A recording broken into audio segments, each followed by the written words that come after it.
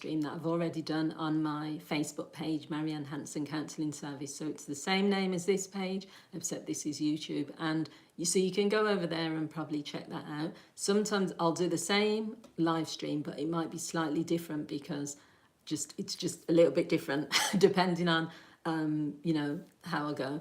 So what I want to talk about in this video, and anyone that joins on the live stream, feel free to leave a comment. Anyone that watches the replay, also leave a comment. You can also share this with other people, they might find it interesting, is what factors influence good therapy. So this is based on my experience in the time that I've been a counsellor. This is based on the clients that I've worked with. This is based on theory and information around what good therapy looks like. So it's not a blanket, information which is saying this is what I think and that's all there is. There are lots of different factors that will impact on therapy, but this is just what I want to talk about. There's 6 different areas that I want to focus on. So the first one is probably one of the biggest things that has an impact on whether therapy goes well for you or not, and that is the relationship with your therapist. So you have different means to access therapy. You can access therapy through your GP. That would mean that you don't have a choice. Your GP will send you to the therapist that they have the contract with. There's other organisations which is the same, where you don't have any choice. You're told this is the therapist you're going to work with. Then you have other places like BetterHelp, for example, and there's other services where you can choose. So I work for an organisation as a supervisor called Choose Therapy, and you can choose your therapist from a list of therapists on the website. You can also go to the counselling directory and you can choose. So in those cases, you at least get a chance to meet your therapist slightly beforehand. You get to see their profile, you get to see a picture of them, but in lots of cases you don't. You're just told your therapy is at this time with this person. The onus is usually on the therapist to build rapport with the client and to maintain that and to establish that. But also you as a client, it's about you saying what you need, or if you're uncomfortable with your therapist, or they're asking you to do a worksheet, or they're asking you to explore something that you're not happy with, then that's also down to you to say, the relationship should be, you should be in sync. You should get to a point where you're in sync with your therapist. Most people who have commented on how their therapy sessions have gone and if they've got what they need, it's because they've felt they've trusted their therapist, they've felt like they've been heard and listened to in that space, they've felt not judged. So that is a real big deal, the relationship you have with your therapist. And I've also made a video on this channel many years ago, and I think it's called how to choose the right therapist, or choosing the right therapist. So if you're someone that's in that situation where you're not sure what to look out for, that video might help as well. So the second thing, which also has a massive impact, is doing the work in between therapy. So you only go to see your therapist in most cases once a week for 50 minutes. If you're doing couples therapy, normally it's an hour, it could be a bit longer. It's impossible that if you're only doing the work when you're in therapy, that you're actually going to get the results that you need long term, because it's not enough time. The 50 minutes that you're there might be fantastic. You should be getting a lot from it because, you're paying money, you're there, you're turning up, there's no distraction. But it's what you do outside of therapy that makes more of a difference. That's my feeling. Your therapist is kind of like, will give you the tools. Your therapist will give you the space. Your therapist will give you the interventions. But when you're not in the therapy room, it's what you're doing outside of it. Now, it's not saying that you have to, even if your therapist gives you homework to do, or even if you've tried at certain things and then it doesn't work out, you can bring that back to therapy and you can say, I tried to go for a walk every day, it didn't work. I tried to not reach for food for emotional eating, and it just didn't, I was tempted, or, I broke discipline, or whatever it is. The point is, when I've worked, and this has just been my experience, when I've worked with people where they do the work in the therapy room, but outside of the therapy room, they're not actually putting things into place. They're not taking time to reflect on what's been said. They're not taking small actions towards their goal. it just feels like almost like you're kind of keeping yourself stuck a little bit as well, because you're working really hard in therapy, which is brilliant, but outside of therapy you're almost forgetting about it. And sometimes people don't have the time, or feel they don't want to take those things that they've learned in therapy and work on them in the week between. They just want to use therapy as a space, and there's nothing wrong with that. As a counsellor, because of the way that I work, I'm someone that believes that, I'm using lots of different interventions, but I believe in the power of the client more. And that's why I think that, like, when clients are doing certain things outside of therapy, that's helping them more. So they might say to me, when I get an email and someone says, oh, the other day I was thinking about having a biscuit, and then I remembered what you said about enjoying and embracing just the cup of tea or the coffee, and so I didn't reach for that biscuit. Or I remember what you said about meditation, and every day this week I've meditated. It's nice to hear that, but I'm not doing it for me, it's for the client. It's almost like I'm happy for them, because I'm thinking, okay, they're following, they're taking actions which are helping them. So I do think that makes a big difference, and it does influence the therapy if you are doing the work. So that's the second thing. Whoever's joining, feel free to leave your comments. I'd love to hear your thoughts. The third thing, and this is another thing that comes up a lot for me personally as a counsellor, is having a clear or a main therapy goal, or having an idea of the areas you want to work on. So not everyone that comes to therapy is going to know straight away why they're in therapy, or in some cases, someone might have suggested that you go to therapy. So it could be, I've had quite a number of times over the years, people have said, the courts have said that if I come for therapy, can you then do a letter for me to prove that I've had therapy? Or I've had people say, my wife has sent me. What I'll always follow up with is, why do you want to be here? Or what is it that you want to get out of therapy? Because even if someone has sent you there, the likelihood is, if you don't really want to be there and you're only there because someone has said, you either go to therapy or I'm ending the relationship, or the court has said you go to therapy to do this, or you're going to lose something. It's not, it still means therapy can work, because I've worked with people in those situations, but it's just it's just different to someone who actually knows why they're there. Now, what I would say is, because I work in an integrative way, but it is mostly, it's a combination of structured, where you have like solution focused. So someone has a problem, this is what the problem is, this is what you want to get to, and this is how we're going to get there. The intervention is how you're going to get there. But the problem could be you want to increase your self-esteem. The problem could be you want to communicate better in your relationship. The problem could be you want to explore how your childhood is affecting your adult life. It's a therapy goal. The way that you get towards that goal, the therapist can then use techniques, strategies, interventions, and other things to get you there. You could also have a general thing. Sometimes people come to therapy. I've worked with many people on BetterHelp where they're saying they just want to understand themselves more. They just want to know what the meaning of their life is at the moment.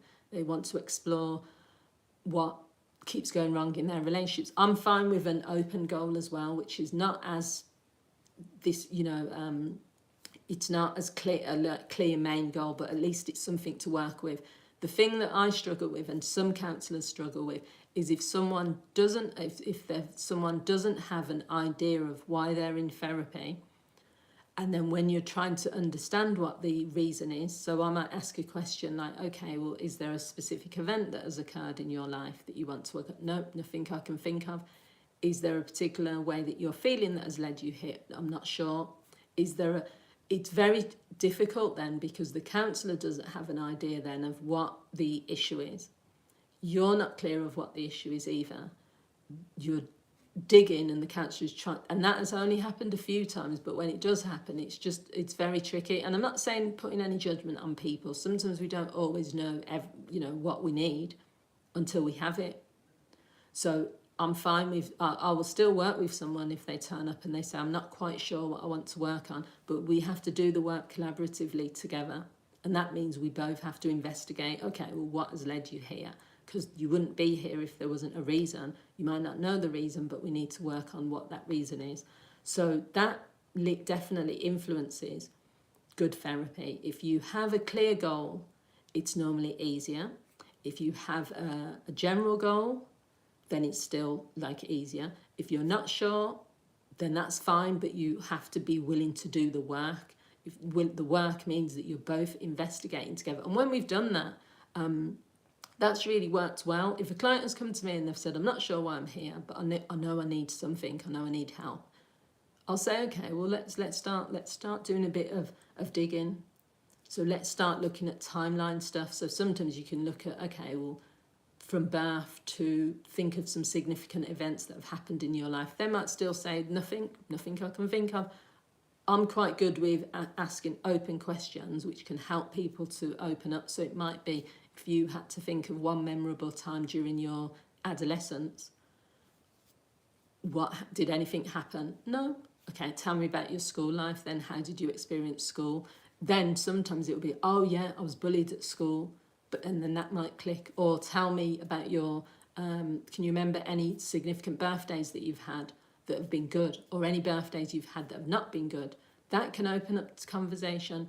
So yeah, having a goal can be your counsellor can help you to formulate a goal for therapy. But if someone isn't clear on a goal, or they have no idea of why they're in therapy, and they're also not helping the counsellor to understand why they're there, that can start off as a sticking point, and that feeds back into the first thing about the relationship with the therapist, because then the therapist is building that rapport with you in that relationship.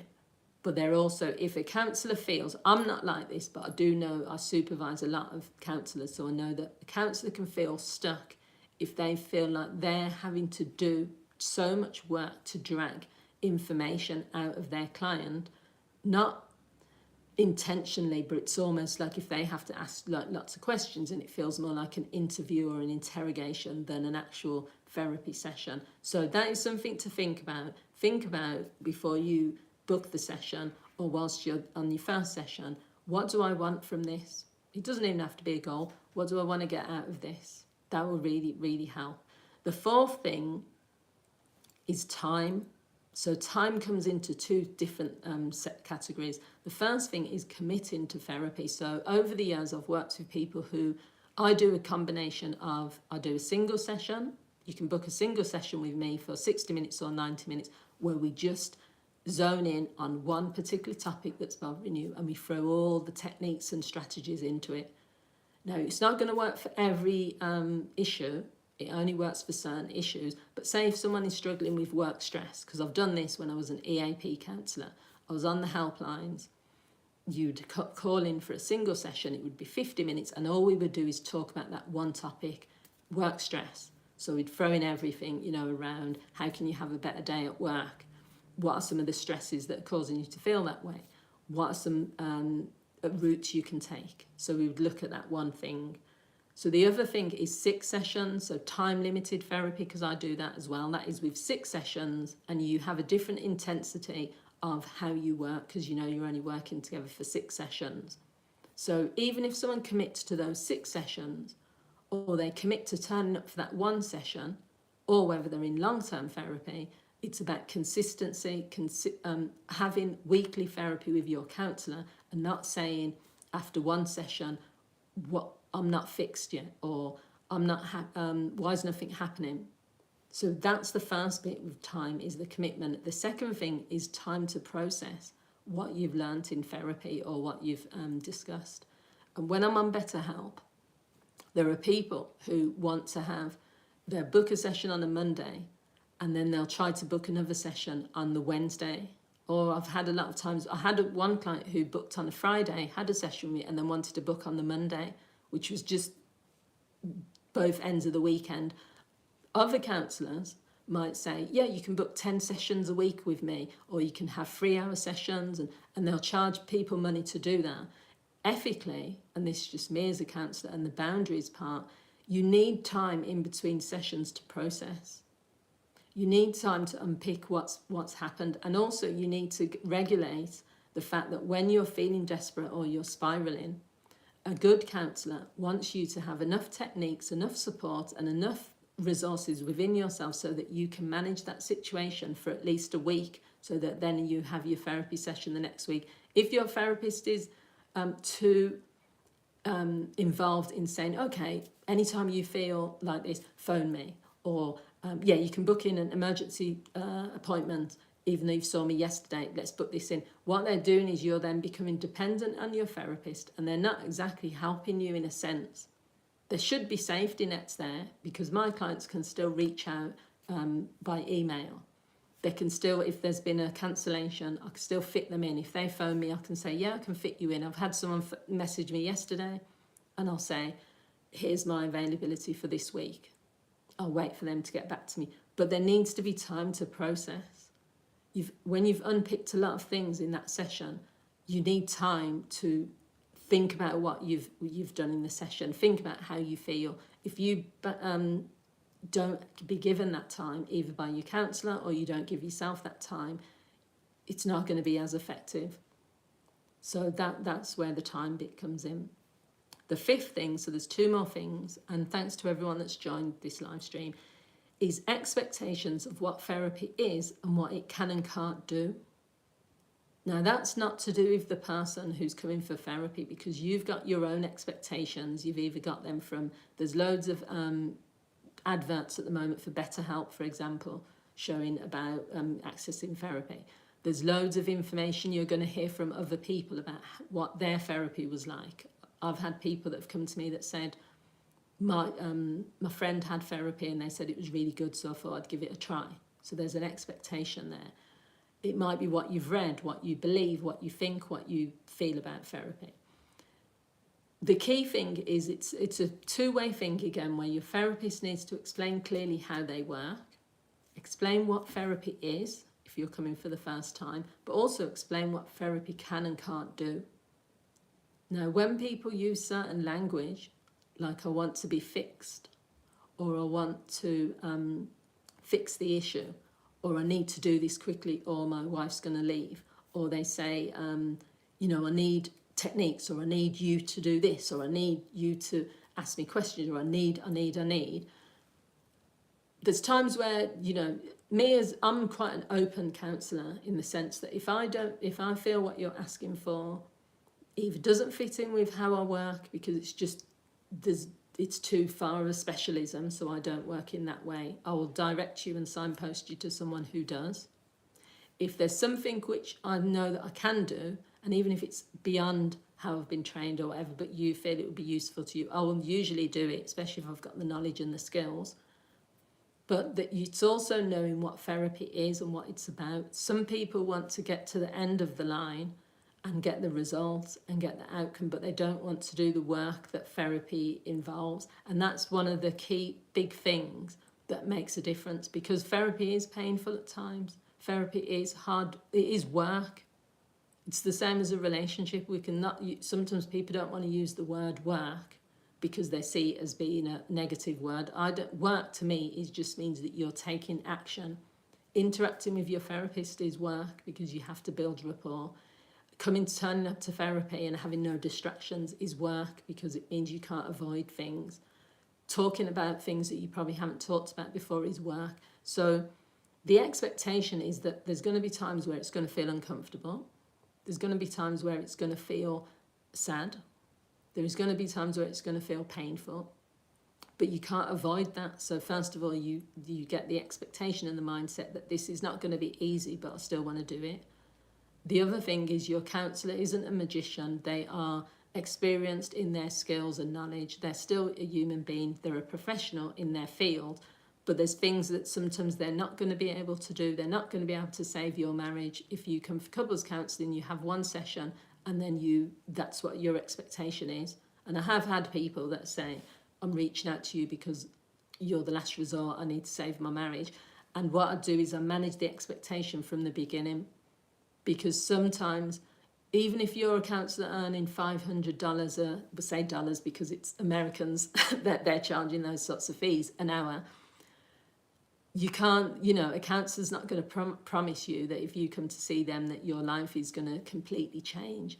They obviously are there because they have got some specialist skills, and you're not going to be paying them if they don't know what they're doing. But it's not about making false promises.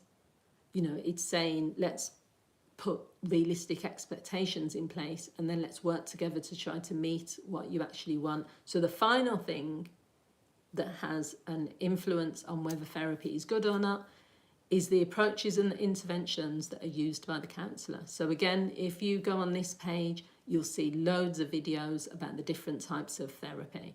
I've made videos about CBT, shadow work, person-centred counselling, what else? Person-centred, solution focus. I've made loads of videos about the different therapy approaches. If you're new to counselling, you're not thinking in your head you're going to go and research all the different approaches. You just want a good counsellor. You just want someone that listens to you, someone that doesn't judge you, someone that gives you some techniques.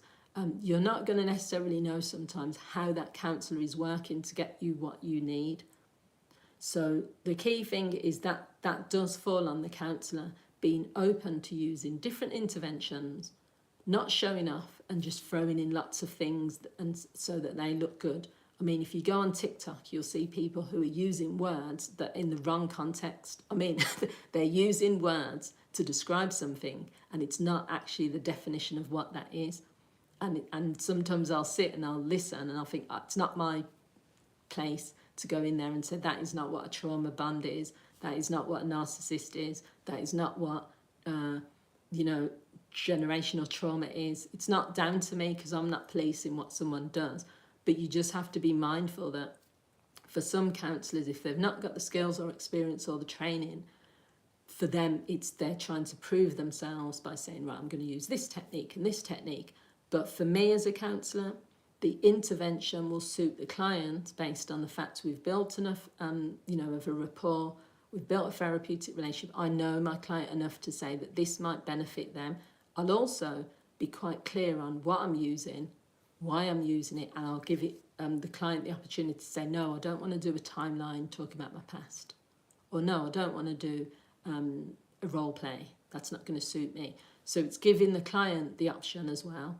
But it's still having enough interventions, enough tools in your toolbox that you're able to do that as a counsellor. Because if you do the right intervention with the right client based on the presenting issues and it all fits together, then it can be really powerful. It can be really powerful. I've had some really, thank you for the love. I've had some really powerful sessions which are just based on the fact of you and your counsellor being in sync. You know each other. They know you well enough. You know them well enough. You're using a certain approach based on the relationship you have, based on the knowledge you have, and it just works.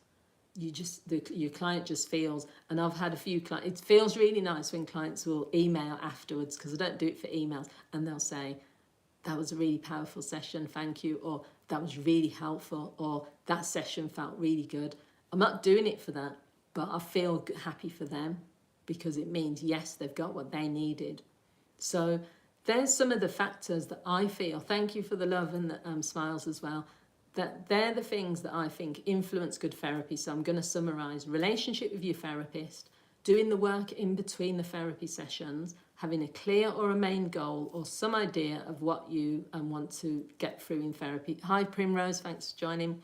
Time to process the things that you've unpacked in therapy, and also time to commit to sessions, expectations of what therapy is and what it can and can't do, and also the approaches and the interventions that are used by your therapist. If all of those things come together, things can happen, and I'm just saying this. I know that I'm biased, but I've been in, this is my 17th year now going into, and I'll just tell you that, therapy, the things that it can do when you really do just commit to therapy and where you have the right therapist is just brilliant. So what can I see? Okay, so I can see some messages on here. So yeah, thanks Primrose. I can see that you've said that you have subscribe to my channel. Appreciate that. Thank you everyone that joined on this live stream. I really appreciate you for taking the time, and enjoy the rest of your day. As I've said, I'm not going to be doing weekly live streams. I'm going to be uploading to my channel probably 2 or 3 times a week with this information, but I'll probably go live on an ad hoc basis, so it will either be every few weeks. I'm fine, thanks Primrose, thanks for asking. So it'll be every few weeks, but you can find, there's over 1,000 videos on this channel, so you'll always be able to find something that is of interest. And thank you for subscribing, Primrose, and enjoy the rest of your week, everyone. Bye.